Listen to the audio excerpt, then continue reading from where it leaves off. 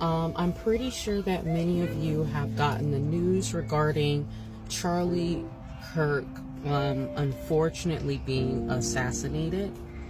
There's a few things that the Lord wants me to continue addressing. Find it not strange that the Spirit of God was on me all day today. And even though I was so tired, I literally just could not lay down. I had to release what was on the Lord's heart for his people in this season. So I see that there are a few black people who seem to be somewhat relieved that Charlie has been unalived, but I want to try to share a different perspective for my people. And I want you guys to be able to hear this in the love and lens of God.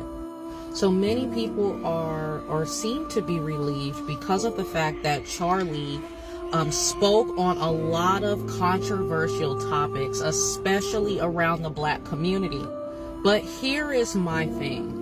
So we take issue whenever someone of another race highlights certain strongholds, so mindsets that keep our people in bondage.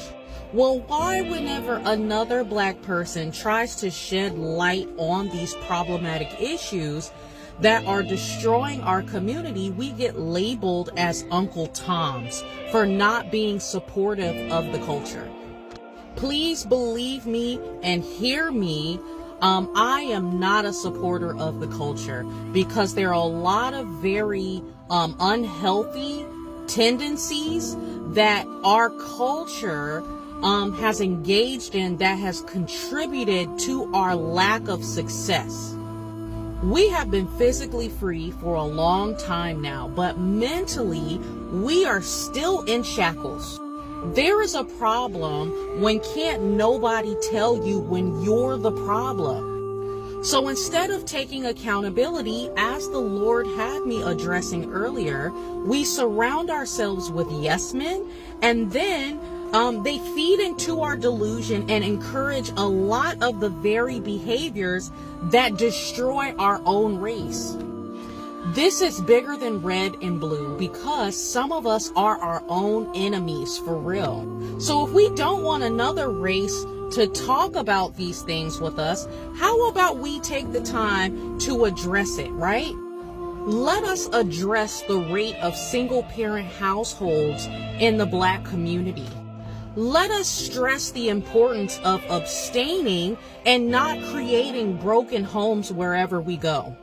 Let's address the way that we've normalized selling drugs, even if it's sold to our own families or our own communities.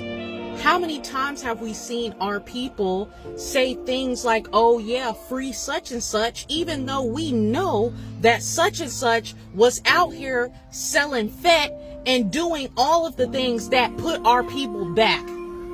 Let's address the way that we have normalized abortion within our community so that our people can continue to have sex without consequences, even though we have the highest rate of abortion amongst every single race.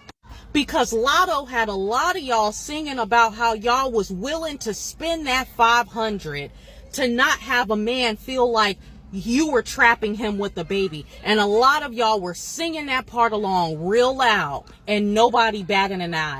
When that baby that was aborted could have very well been the next black activist for our community. That could have been the next Rosa Parks. That could have been the next scientist to create, or the next doctor to create a cure for AIDS or HIV or cancer.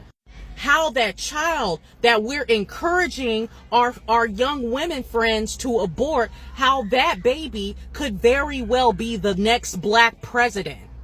But if we're being honest, a lot of us are not ready to have that conversation for real.